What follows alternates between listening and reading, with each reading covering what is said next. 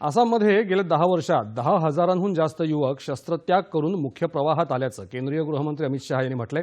आसाममधल्या डेरगाव इथल्या लचित बारफुकन पोलीस अकादमीच्या पहिल्या टप्प्याचं उद्घाटन करताना ते आज बोलत होते।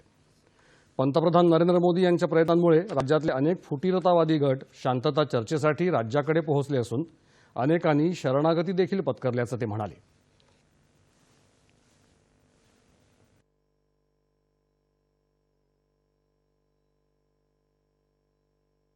10,000 से ज्यादा युवाओं हथियार डालकर मेन स्ट्रीम में आए हैं।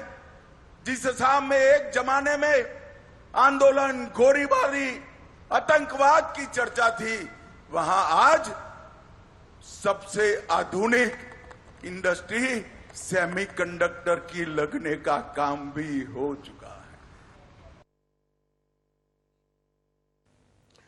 राष्ट्रीय लोकशाही आघाडी सरकारनं आसाममध्ये शांतता प्रस्थापित केली असून उद्योग धंदे उभारले जात आहेत असं सांगत आसाम प्रगतीपथावर असल्याचंही ते म्हणाले। आसाममध्ये 3 लाख कोटी रुपयांचे प्रकल्प येणार असून त्यामुळे राज्यात मोठ्या प्रमाणात रोजगार निर्मिती होणार असल्याचंही अमित शहा यांनी सांगितलं।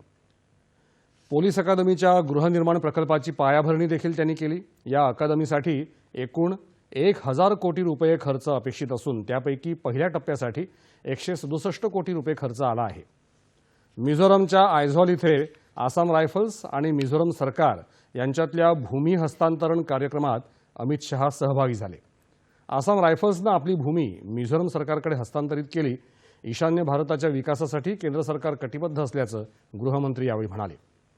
आजच्या कार्यक्रमामुळे सुमारे 32 वर्षांपासूनच्या जुन्या मागणीची नरेंद्र मोदी सरकारच्या नेतृत्वाखाली आज पूर्तता झाल्याचं अमित शहा यांनी सांगितलं।